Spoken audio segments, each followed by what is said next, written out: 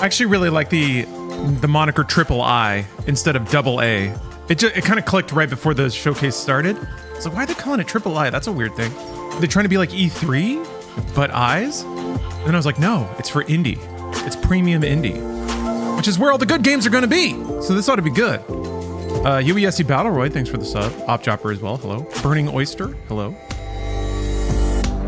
Yeah, okay. World premiere. Jess, it's really good to hear from you. I was worried. How are you doing? I felt like the odds of another Jessica would be kind of low, but... Yeah, Buska, I saw the announcement for it.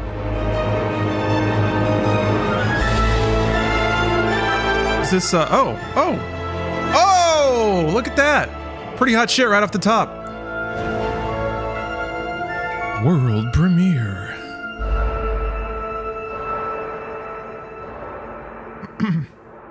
I thought it was, No Rest for the Wicked? A Supergiant game?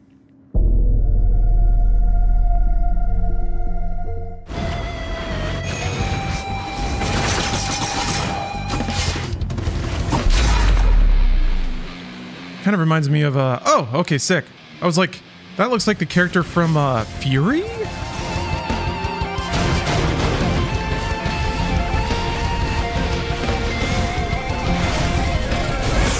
I'm glad to hear you're doing okay. Did you, I guess you lost a login or something? The middle I in III stands for card builder. E-card builder, like iCarly, iCard builder. World premiere. World premiere.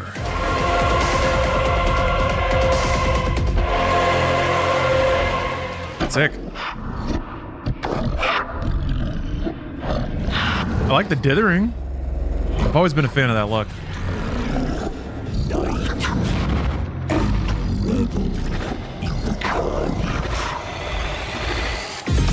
It's John Dead Cells. Okay, sick. We got a twin stick shooter, huh? Man, thank God. Housemarque tried their hardest. And I'm not, unhappy at all with games like Returnal. But it's just not a thing. No one's making them. There's Vampire Survivors. I guess Bullet Heaven games are the new twin stick shooter. Oh, Robert Edwards, I had a great time at Fallout. I'm a cynical prick, all right? I've played too many games, and it comes from a good place, I swear. Like, I really love good games, and I get so amped seeing what humans can do when they try. Forrest Gump, thank you for the sub. And the 72 months? This city's got it all. Is that divisible by 12? Bartenders, debt collectors, doctors, it is. waiters, enforcers. That's 6 years. Killers. Now there's a new kind of killer in town. The bullet might have come from across the street. Oh, is this, Came from under it. Black market dealers are just like anybody else. They do their work, they clock out. So anyway, that leads to, I think, this is all very typical, right? Very stereotypical. It leads to a certain cynicism when it comes to mass market things or things that all I gotta do is find them. Abandon creative soul for the sake of palatability or mass marketability. Shadows of Doubt, that's the one. Yeah, I have that installed. I haven't tried it yet, though. Can't solve a single mystery in this game. Yeah, it's kind of intimidating. I don't know, some games are kind of like, they can have a certain level of intricacy that's almost just like, that's a bit scary. It's a lot to learn, yeah? I'll have to think. But anyway, so I was walking into Fallout with that level of, oh boy, like I'm gonna have to brace myself for a bunch of really cringy fan service and like annoying references and people spiking the camera and the whole thing being like, can you believe that video games are a TV series now? Luckily, it doesn't have any of that. It doesn't have fucking any of that. Fallout's actually a pretty solid, fun, funny TV show with really good production values. You, a lord of England. It channels the humor of Fallout 1 and 2. which I wasn't expecting at all. I thought Bethesda games have gotten progressively safer and blander as they go along. And I think we've gotten some insight into why that happens. I don't think it's because people don't care. I just think that logistics are a hell of a thing, and so is team management. This looks pretty cool, like Stronghold. Whoa, dinosaurs! Oh, it took a left. In this world of steel and scale, only the Is the Fallout show, or the Fallout show is actually good? I think it's well made. Strongholds. I mean, good is obviously going to be down to subjective opinion, but I think most people will like it. I can't think of a thing that somebody liked about Fallout that isn't well represented in that show. So it's like, if somebody's a fan of the game, that's pretty rad. Sick! That key art is amazing. Now on Steam. It took so long. Yeah, where's Vin Diesel? Not rich enough for his blood. But yeah, unless the only thing you like about Fallout is walking around and shooting things and leveling up, which you can't do because it's a TV show, I think pretty much everything else in there is solid. Like it works independent of being a fan of the brand, which is really rare. Like if I watched Halo, I watched Halo, right? I watched the first couple episodes and I was like, what is this? This is not even this is not an adaptation of Halo, and it's not even a good science fiction show. I don't know what it's doing. It didn't telegraph its intent or its tone. And maybe it found those things later. I mean, at Bruce's behest, I did watch this finale of season 2, which was fucking awesome, except for the talking and the story. But the rest of it was great. This looks awesome. The artwork is incredible. This is some Game Boy Advance core. Yeah, even the parallaxing backgrounds, there's 3 layers back there, but it's really, really good pixel art, super high def. That looks fucking great. Shame about the steampunk, but it looks great. Even the standing animation looks like Sora.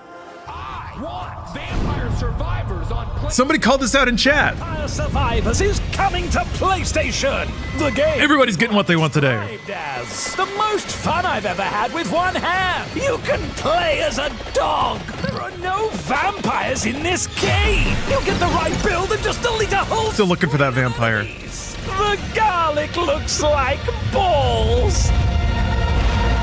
Vampire Survivors is coming to PlayStation. Cool. Oh, another crossover? Actual Castlevania? You can't do that.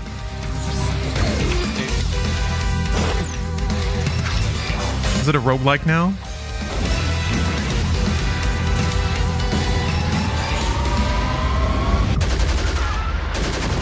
Awesome.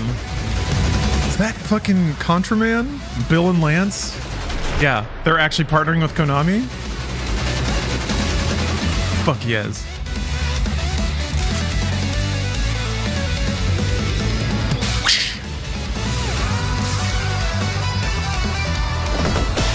Sick. Look at those beefy Contra boys.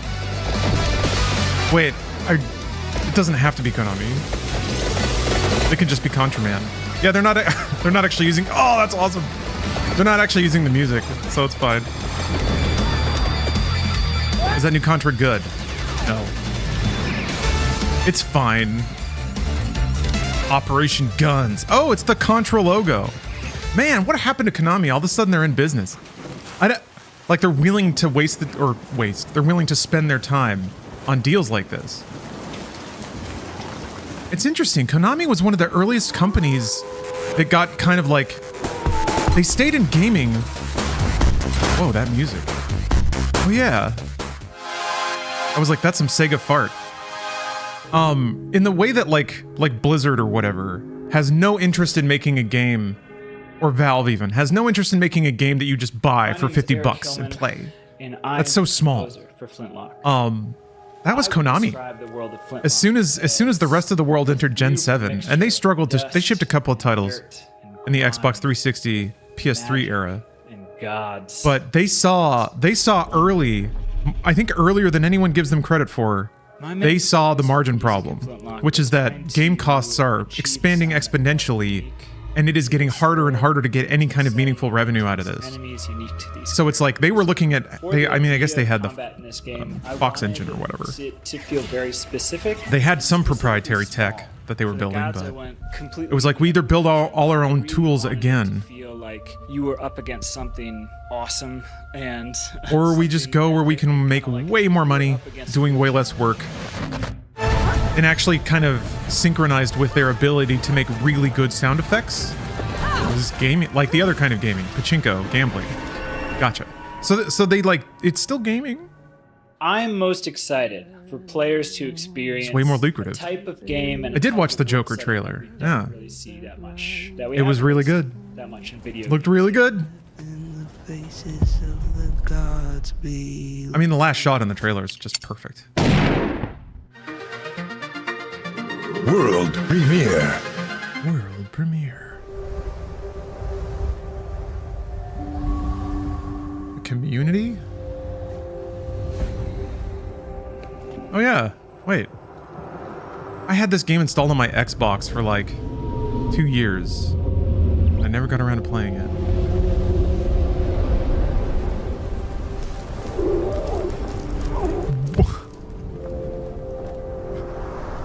That is deep in the list of games I never expected to see a sequel for.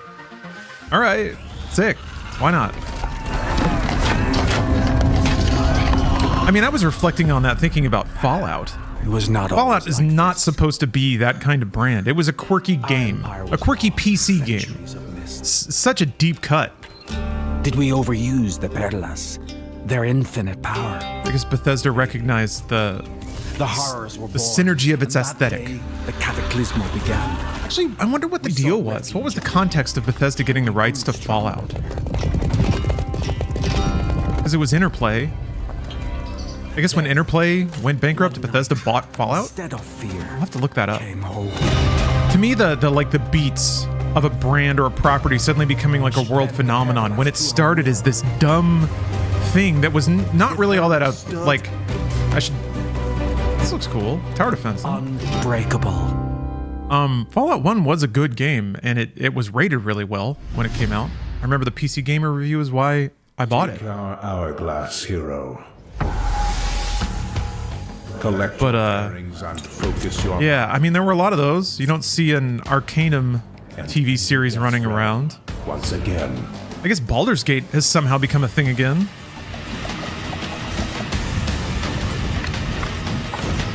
I'm trying to think of like an equivalent property. You can kill death though?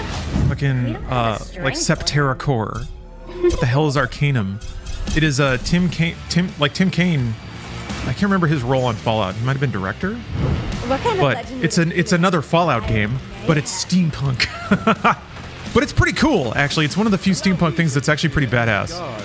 And it's even kind of more quest loose than Fallout 2, I want to see Death's heart. and it's also extremely difficult. Hardcore. Bethesda had their eyes on development of Fallout 3 Van Buren. Oh, yeah. Yeah. I remember seeing some of the early screenshots of that, the 3D Fallout that they were making. It was just like one photo of a Brotherhood of Steel guy in like real shit early 3D. Rise again, hero. This is not your end. Cool. I didn't know there was an Act 1. Death Must Die. What a great name.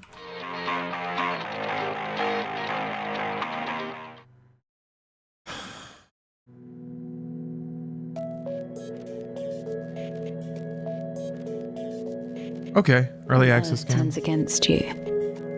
$6. Old. Survival is all that matters. Says a bit Troika for the FO rights. Ah, but Troika made Arcanum, so maybe that was it. They were also trying to make a Fallout. We are pioneers of our time.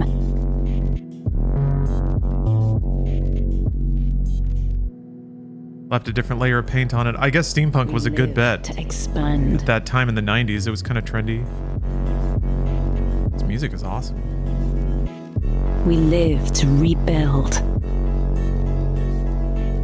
Wasn't there also something about Interplay trying to make a Fallout MMO after Bethesda had the rights? Really? Sheesh.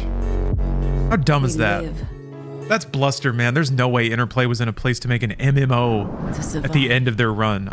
They were probably like flopping around for investment money when MMOs were hot and people still didn't believe how expensive they were to make.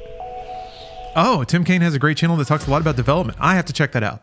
Tim Kaine was there last night, apparently, and Brian Fargo.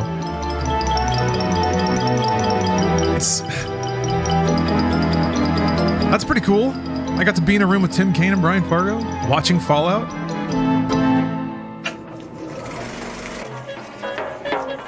Hashtag blessed.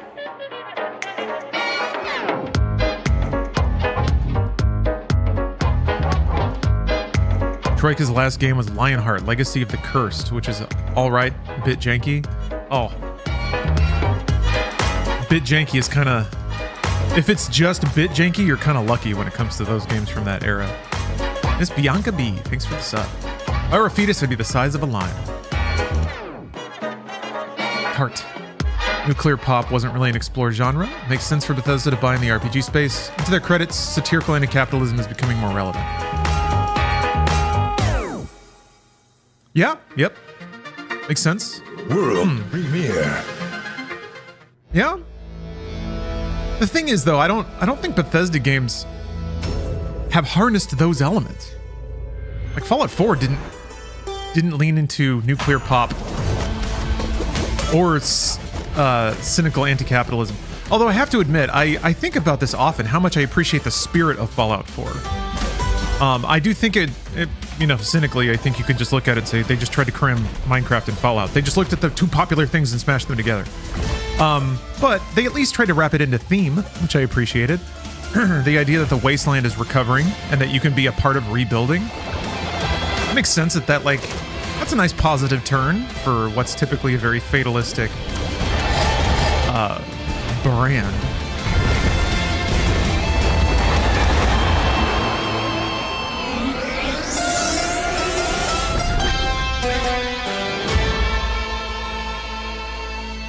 Cute.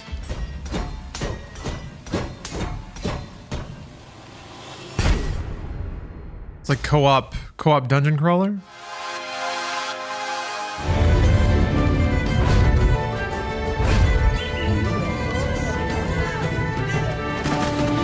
Man, here's the thing too.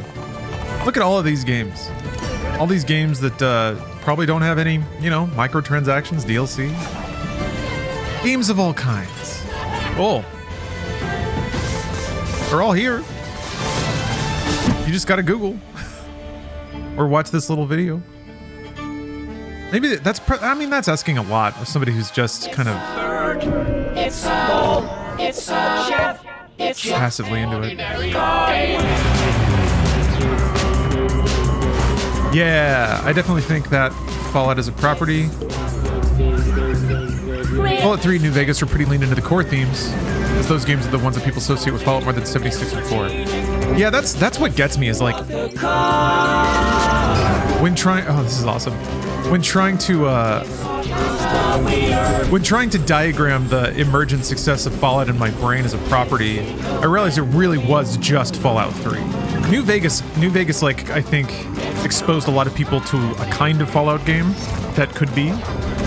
People that didn't have the tolerance or the ability to play Fallout 2. Because that game's not friendly. But, yeah. There was a hot window. It's Steam. Maybe that's just because that's in the nostalgia window we're in now. But it really feels like there was a hot window in the Gen 7 era. The 360 PS3 era. When there was an expansion of gaming. Like, a lot more people were buying consoles and a lot more people were playing a lot of these franchises for the first time. So the ones that landed then really got hooks in. I wasn't reading that. Secrets and whispers brought but the text to the fore. The text has been funny in this show so far. And it's kind of interesting not having a host.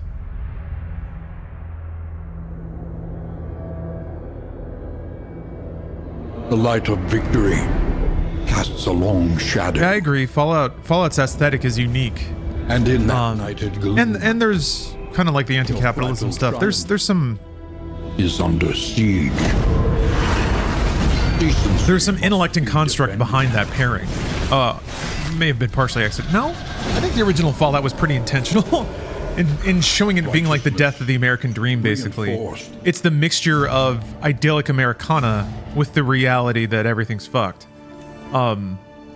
This realm And like desperately wanting to continue to believe in the American dream, even though as practiced in reality, it's obviously not a thing.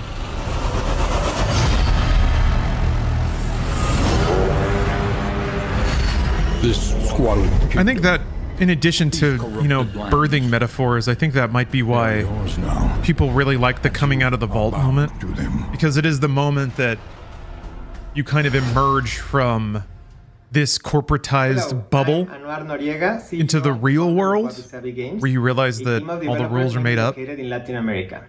Growing up, we were heavily inspired by retro platformers, anime, and graffiti, and wanted to share all that love with the world with our own very first video. You see the Star Wars Outlaws Ultimate Edition is 130 euro. I did. Digital only. And we are very proud to be both published by Gearbox Publishing. I'm glad Gearbox Publishing is still doing it. Games on the Represented Founders Program. Now, here's a first look. world premiere. World premiere. They erased everything that made our city great. Our art, and even the people, scrubbed and drained. But I know what I have to do. In my opinion, I think New Vegas was a glimpse into the future success of Baldur's Gate 3. Very dialogue heavy and build focused RPG. I like New Vegas a lot because of the amount of action or downtime dialogue is up to the player. You choose when to shoot and loot and when to talk and explore. No, you're very much correct. I have a, or rather, I agree with your opinion, is what I should say. I think there are design elements that players were not quite ready for, and this kind of links into this theory that, that's cool. What kind of game is it? Platformer action game?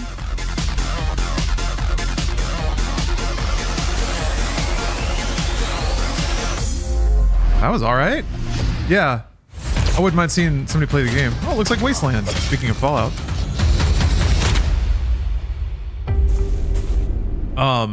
Broken Roads is a post-apocalyptic, narrative-driven RPG set in the desolate beauty of the vast here's my Australian estimation outback. of how all this went down. You'll have to make tough choices. I liked games a lot more than a lot of other people. So pretty early on, I realized that the more robust, interesting, and experimental games were on PC.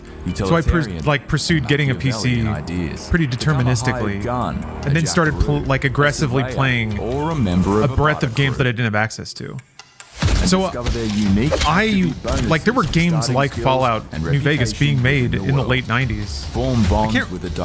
No, that was pretty much the first time games like that started coming out. There were things like Ultima 4 and Ultima 7. I'm trying to think of like sandbox RPG games where like NPCs act on triggers versus just canned quests that are very linear. Ultima Underworld, if you want to go back to like the emergence of Broken Roads is available now. Of immersive sim games. But no, I haven't played any of the Wastelands. I should. And I should play Wasteland 3. I tried playing Wasteland 3 on Switch, which is also illustrative of a point that I'm building to.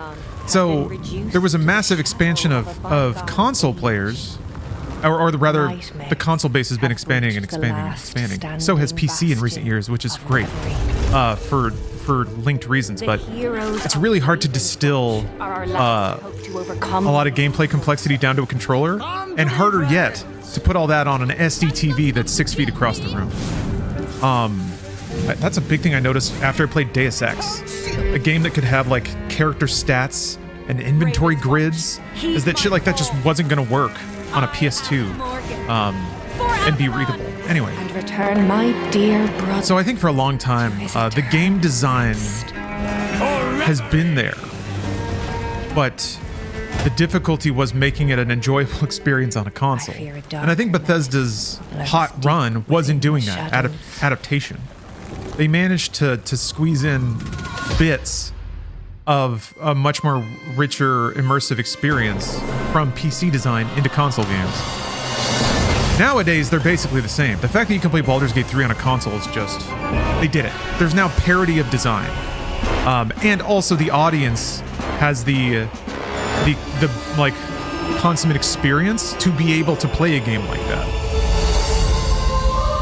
And the familiarity with a controller. I think a lot of those things, it kind of had to build to it. So yeah, New Vegas was one of the earliest games that had like a gameplay experience tied to your build that went beyond just whatever gun you could hold. It was like, what can you do? And how does your path in the wasteland change because of that? That's a very uncommon idea for console RPGs.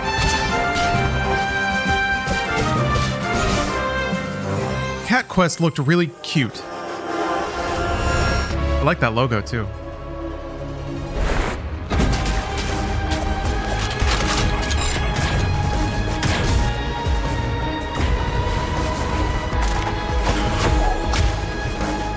Now, here's the problem. Is sometimes I think a game there's a window where a lot of games got really famous for a particular play style, but it's not because they invented it, it's because they adapted it. Or they found ways to like simplify it. And then the problem is the thing that people liked about it. Oh, cool. Man, Hyperlight Drifter was awesome. Sick. We're getting some goodies.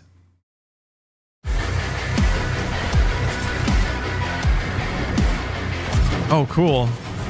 You know, like demon hordes?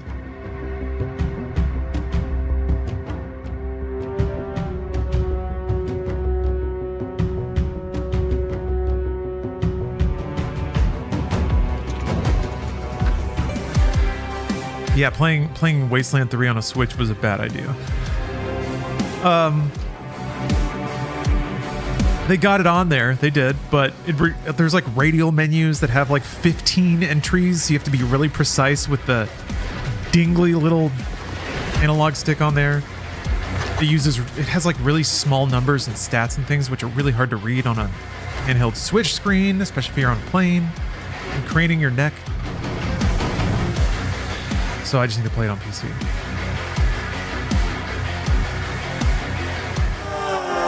And before all that, I gotta play Disco Elysium, which is almost the extreme version of like a CRPG.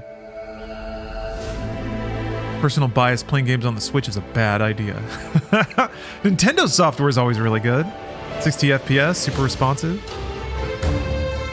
I've started Disco Elysium, I haven't finished it. I need to.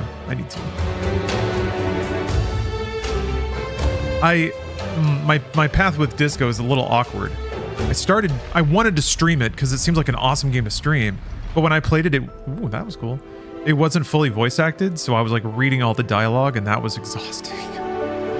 It's difficult to like, not only talk for multiple hours straight, but to also try to channel multiple characters in that time period. But now the game talks, so I just need to play through it. Have my politics and my morality tested. I want to have a muttering Frenchman call me a spineless asshole. The trials are upon us. Will we finally see one worthy of the chalice of immortality? I'd be cool with a wizard who could survive past the first round. Chalice of immortality. This wields fire arcana. Easy to learn, hard to master. Maybe the contest is finally heating up. Smell that burning? That's the scent of failure. She's onto an electrifying strategy. Earth meets lightning. Lightning gets me all tingly inside. Welcome to Deadsville. Population, her. Now these kind of looks like Magicka? I don't know, I've been thinking about Magicka. Magicka. Nope. Using others as shields is a time-honored tradition. Incredible. The best I've seen yet. But to win, it will take a champion. Disco Elysium is definitely the extreme end of what consumers can find palatable. It's one of my favorite games, but a lot of people I know haven't been able to get over the failure anxiety the modern games have tried to shelter the average gamer from. Yeah, that's such a fascinating topic. I'm of two minds on it, you know? I feel like, on one hand, if somebody doesn't want to fail when they're trying to, like, be entertained, that makes sense. I don't pay money to come home and feel like a failure. Whoa. That was working on me. But at the same time, yeah, there's a whole world of interactive scenarios that simply can't happen if the player refuses to experience a moment of discomfort. Hey, West Coast Review. How's life? Life's great, I gotta admit. Oh, I played this a little bit on Xbox, Brotato. Life's good, man. I got to go to a cool premiere last night. I had a croissant with egg for breakfast. Sipping on coffee, watching this. Whatever's going on. We got a little Eggman shooting all the guns. Okay. Yep. I have to say I looked up a disco guide online because it was causing me a lot of anxiety. It's tough, yeah. I mean, it's weird, but that's kind of a way that games can be therapeutic. Is kind of training you to roll with the punches or to adapt versus try to impose your will on everything. Humans don't want to do it, and again, this is not something that should be forced upon anyone in their luxury time, their leisure time. But I do think that that's an element of games that can be therapeutic, even teaching you to roll forward and adapt or react, to embrace negative outcomes and try to turn them positive. That was something interesting about Baldur's Gate 3 that I noticed. Players that like quick load after the first bad thing happens versus letting it play out. Like one of the things I learned playing things like Fallout in Baldur's Gate is that, it ain't over till it's over. And sometimes if you let it play out, it can be as randomly good as it is randomly bad. Fallout, kind of not. You kind of have to save scum that game, but still. Especially when it comes to RPG scenarios and stuff, your saves aren't going anywhere. It might feel bad in the moment, but you don't watch a movie just for there to only be good things the whole way through. That would be boring. But again, people's entertainment. I do think that sometimes open world forcing yourself ambitious sequel to be a little uncomfortable in a game can be a good thing. Open-ended and fun sandbox experience ever. It's difficult to convey the idea of this is not a game about winning. You're creating a story that is being told back to you. How do you get a gamer to be okay with being locked in an experience the same way a book is? is? A corrupt president of a small country, either solo or That's tough, because you're asking them to participate, but then telling them you're only allowed to participate in certain ways. I don't know. I don't think that's a decision you can make for players. You can try to outbreak or just chill. You can try and massage them into it, and totally ignore the main quest. Or provide rewards for letting things play out. I'm trying to think. Weird traits. Manipulating player behavior is a really fascinating thing. Hacker, chef, cultist, wrestler, detective, ninja, also gorilla. Interestingly, when it talks about like player assumption, or talking about player assumption and player behavior, and many more. I was playing a little Gator game, or go guns which is super cute, or make others do your dirty work, but also really fun. And there was like a part where multiple ways to complete each mission. The game tries a few different ways to remind you that there is no fall damage, so you can explore anywhere you want without negative consequence. Machine guns, and it does that in a couple of different ways. Check. Supercars and speedboats, check. Boomboxes, banana peels, rat summoning ocarina, Necronomicon, check, I guess. Disco does try, but sometimes failed checks give you better outcomes, but it's still down to chance that a player will even encounter the check, let alone fail it. Bustling cities, serene countryside. Yeah, I think starting the way the game starts, where you're just in the room doing things, there's a couple of opportunities to fail things where nothing bad happens. And write your own so I think the opening room is pretty instructive, and it gives you some things to play with. It doesn't like put a big glowing arrow over stuff, so it encourages you to explore. And then some of those interactions, success or failure is more the direction of the. It's just a pivot in the sequence of events. It's not you, the player, succeeding or failing at anything. Like doing a skill check in a D&D game, except like the player expects to also be the DM. I do think it just comes down to like the philosophy of a game. Is it fantasy and power fulfillment, or is it an interactive simulation? Sometimes they're both.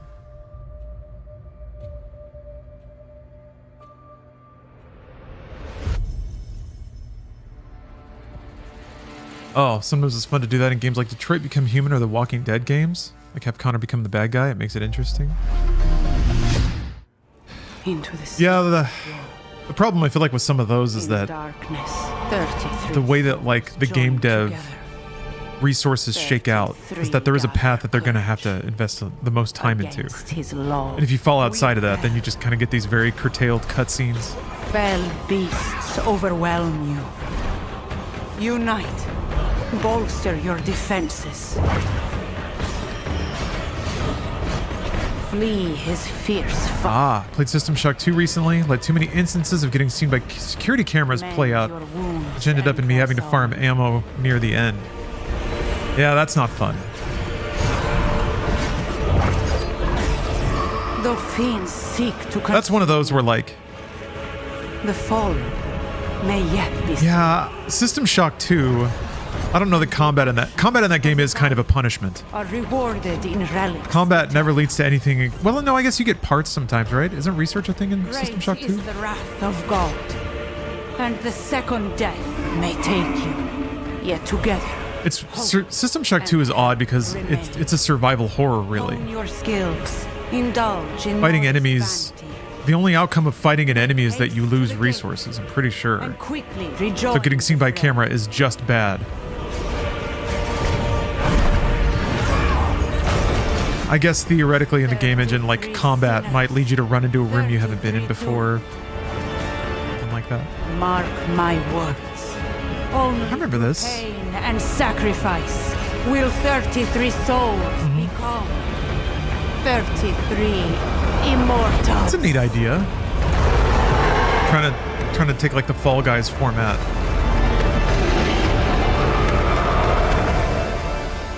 I guess Exoprimal kind of does that. I think that's 8 players though. Sometimes there's raid fights where everyone fights together. You get research and you can get ammo if you're smart about it, and they happen to drop more than you used. Yeah. So that's cool because that's when like skill is the determining factor between an encounter being a net positive or a net negative or neutral. Spike D with its special secret ingredient. Kids, System Shock 2 kind of has it all. It's got the magic combo because it's got a skill. Oh, holy shit! Awesome. First person Mickey Sim.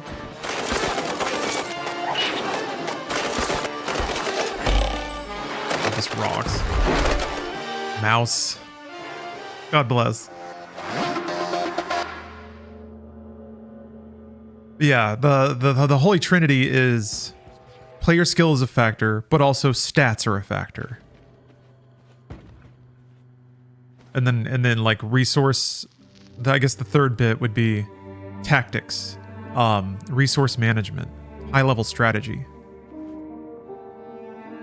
To me, the God combo is when numbered stats affect the way that your inputs are translated into the game. That makes sense. So it's like you have a character and you hold W, and if their agility is higher, then they move faster. Or specifically with Deus Ex, if your like weapon skill is higher, then your reticle shrinks faster and it doesn't sway as much and recoil is reduced. So it's like you can compensate for having a low skill at something by being exceptionally skilled at the game, by playing in a particular way. Or maybe by using items in a particular way. More high-level strategy. Zelda hits a lot of this stuff. Zelda doesn't really have, like, paper stats that affect things, but it's got... What? Can't say that. This is actual... What are we doing? What are we doing here? What are we doing? Is Konami just saying yes to everything these days? I mean, I guess it's a nice change of pace. Taste the fury of a Belmont! Taste the fury of a Belmont! Okay. That's right.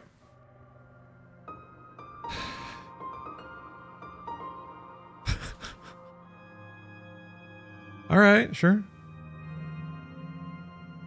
They'll do all this, but they won't make another Castlevania? World premiere. Somebody's probably working on one, right? Man, Tears of the Kingdom was so good. I gotta play it again. I got it working in Ryujinx. I got most of my stuff exported. I want to play through Splatoon on stream. I have 2 and 3 and Octo expansion. I don't know if they've... I know 3 has a campaign. I don't know if they added levels or anything. Oh, Konami's Pachinko didn't survive COVID.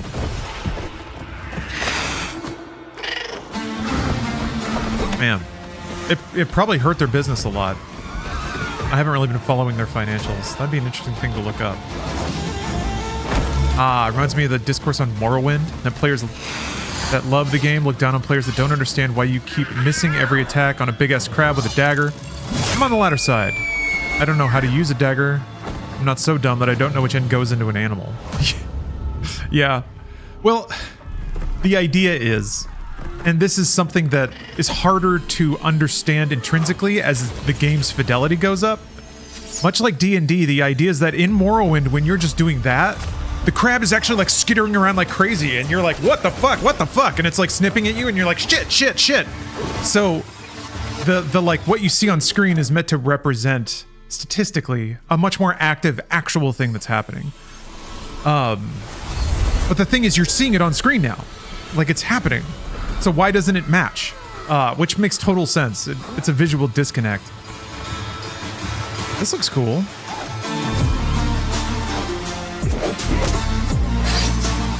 Ooh. Oim Liz Dexico. Yeah, this music is fucking great. We got real Prince of Persia. Actually, people said the new Prince was really good. I played it a little bit for like an hour. It was good. Shit! What?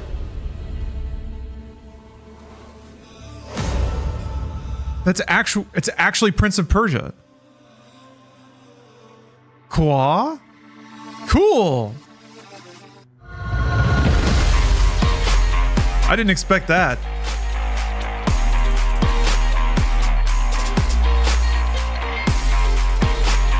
Yeah, Ubisoft suddenly saying yes to things too. It's nice. They can't ship a game themselves, but at least they can let other people do it. No, I guess they actually did get Sea of Thieves, or Skull and Bones.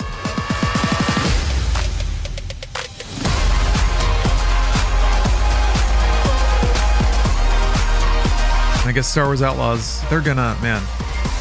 So it's interesting because they're ostensibly doing... They're being a little more straightforward than EA was in trying to make their Star Wars money. They made a big single-player game and they're charging a shitload of money for it.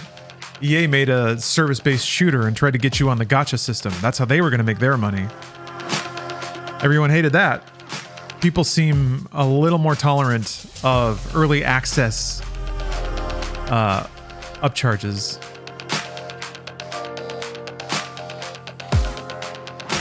Selling rights is all profit, no risk.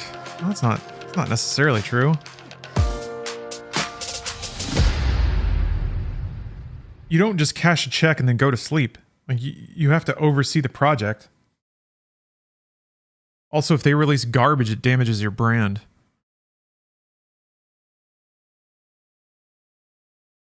Well, that was cool. There's a reason I stopped the speedrun right then. They keep singing that song. God bless him. God bless him singing that stuff. Cool. Cool. Oh, very appropriate wallpaper. Oh, poor old Snake. We haven't gotten there yet. But let's roll the clock back. It's 1998. Snake still has both of his eyes. I guess he always did. He just had a cyber eye. Anyway. Apparently fucking Kojima watched a movie with Lee Van Cleef. And he was like, Old Snake! That could be Old Snake. Shouldn't be shocked. Punished eyes, punished Snake. Hot date! Thanks for the sub. Alright, yeah, Metal Gear Solid. Metal Gear Solid. Metal Gear Solid. I'll be right back.